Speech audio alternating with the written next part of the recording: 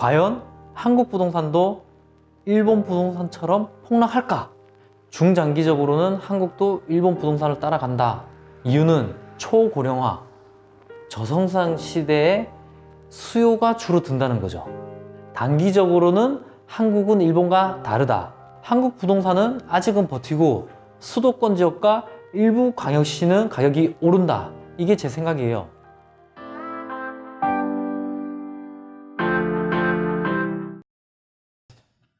자, 그러면 이제 세 번째, 그럼 지금 어떻게 해야 되느냐? 거기에 대해서 제가 답을 드리겠습니다. 양극화가 된다. 양극화가 뭐예요? 오르는 지역들은 계속 오르고 안 되는 지역들, 내리는 지역들은 계속 내릴 가능성이 더 많다. 이게 양극화예요. 이제는 사야 할 지역이 있고요. 이제는 팔아야 할 집과 팔아야 할 지역들이 있다는 겁니다. 이제 길을 솔깃하셔야 돼요. 먼저 사야 될 집들. 첫 번째는 무조건 이거예요. 직주 근접. 일자리가 지금 많고 앞으로도 일자리가 증가하는 지역에 사셔야 됩니다. 서울의 업무지구, 그렇죠? 강남 또는 CBD, 을지로, 시청, 광화문, 여의도, 이러한 일자리가 많은 지역들은 앞으로도 계속 가격이 오를 가능성이 높다. 또 어떤 지역들이 괜찮을까요? 그렇죠. 지금은 강남 정도의 일자리가 많지는 않지만 앞으로 계속 늘 지역들, 여기도 사실 강남이라 할 수는 있죠. 잠실 또는 강남권의 대체 후보지인 판교, 이런 지역들은 앞으로도 계속 괜찮다. 경기도 화성, 분당, 수원, 하남, 남양주, 이런 지역들은요 인구가 계속적으로 늘고 있어요. 그리고 분당, 판교, 과천, 이런 지역들은 일자리도 계속 늘고, 그 일자리가 많은 강남 지역으로도 출퇴근이 가능한 거죠. 그러니까 이 두 가지, 일자리가 많은 지역들 그리고 수도권, 여기에 투자를 하셔야 된다. 반면에 이런 거 얘기했잖아요. 노도강 중에서도 창동이나 노원 지역 빼고 저기 도봉구라든지 강북구라든지 이런 지역들은 되게 위험하다. 이런 지역들은 앞으로도 많이 안 오를 가능성이 높고, 지방까지는 아니지만 내릴 가능성도 나중에는 있다는 게 제 생각이에요. 그리고 서울이나 수도권은 계속 인구가 늘어요. 그리고 가격이 계속 오를 겁니다. 부동산 가격이. 하지만 지방, 특히 비수도권에서도 광역시가 아닌 소도시들은 무조건 내린다. 지방 도시 중에서도 거품이 끼었던 지역들은 분명히 많이 내릴 겁니다. 그래서 제 기준은 인구가 30만이 안 된다. 그런 지역들은 웬만하면 들어가시면 안 돼요.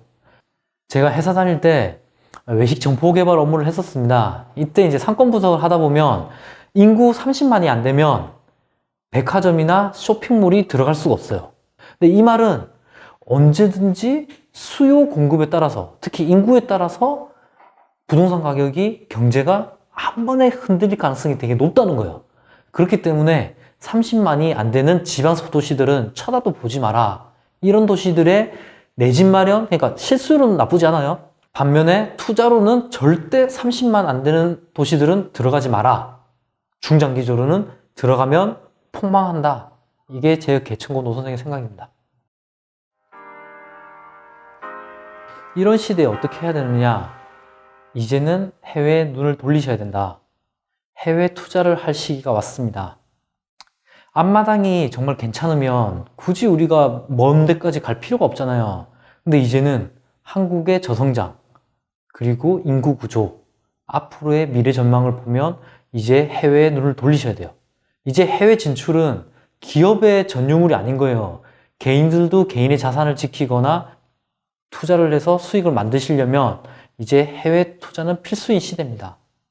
제가 그래도 선진국이라 했잖아요. 미국, 그리고 독일이나 호주, 캐나다 이런 지역들 여전히 유망해요. 그리고 일본에서도 도쿄는 여전히 유망하고 대출이 잘 되기 때문에 괜찮다. 이게 제 생각이에요. 근데 이런 지역들의 단점이 뭔가요?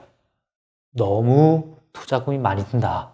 부동산이 이미 많이 올라서 비싸다. 그게 단점이죠. 그러면 이 단점을 극복할 수 있는 대체제를 찾아야 되잖아요. 그러면 어디냐? 동남아를 눈여겨보셔야 되고요. 그 중에서도 개발도상국 중에서도 앞으로 경제 펀더멘탈이 좋아질 수들을 들어가셔야 돼요. 그렇죠. 요즘에 많은 분들이 베트남 얘기하시죠. 베트남이 앞으로 유망한, 그리고 주택 투자, 부동산 투자 측면에서도 유망한 세 가지 이유가 있어요. 첫 번째는 소득 증가예요. 폭발적인 소득 증가, 고성장이 계속 이어지고 있다는 거예요.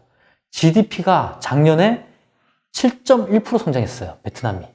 그리고 3년 평균 6.5%. 월드뱅크에서도 내년에도 6% 후반대를 유지할 거라는 게 전망입니다.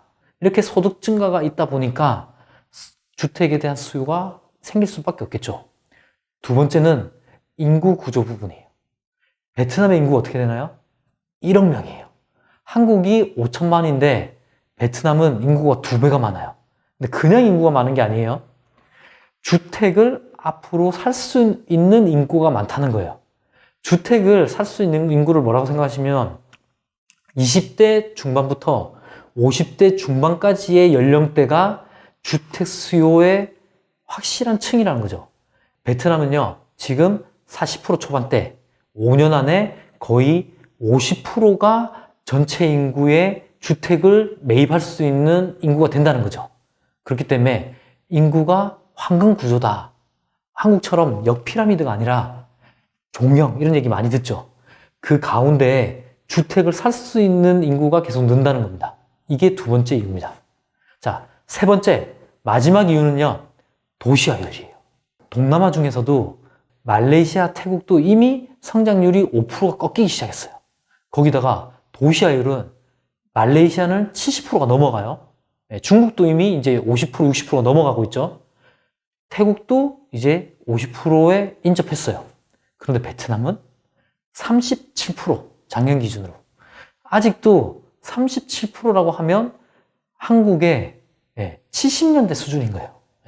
70년대 수준, 한국의 70년대가 어땠어요? 70년대 가장 큰 거 뭐 있었죠? 강남 개발. 한국에서 한참 부동산 개발을 하고 인구가 늘고 상경을 하고 일자리가 늘었던 그 시기가 베트남의 현재라는 거죠. 앞으로 어떻겠어요? 기대가 되는 거죠. 그리고 주택의 수요는 계속 늘어난다. 주택을 공급을 하더라도 그 공급을 초과할 수 있는 나라가 베트남이라 생각을 해요. 그래서 중장기로 봤을 때는 베트남은 앞으로 괜찮다는 게 제 생각입니다. 베트남 눈여겨보셔야 돼요. 앞으로 한국도 일본처럼 부동산이 폭락이 올까? 제 답은 그럴 수 있다.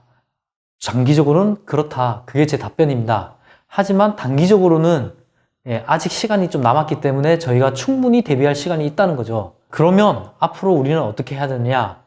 두 가지를 대비하시라 했죠.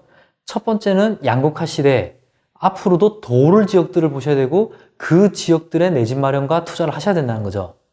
자, 두 번째는 어딘가요? 해외를 보셔야 돼요. 이제는 해외 진출, 해외 투자가 필수인 시대입니다.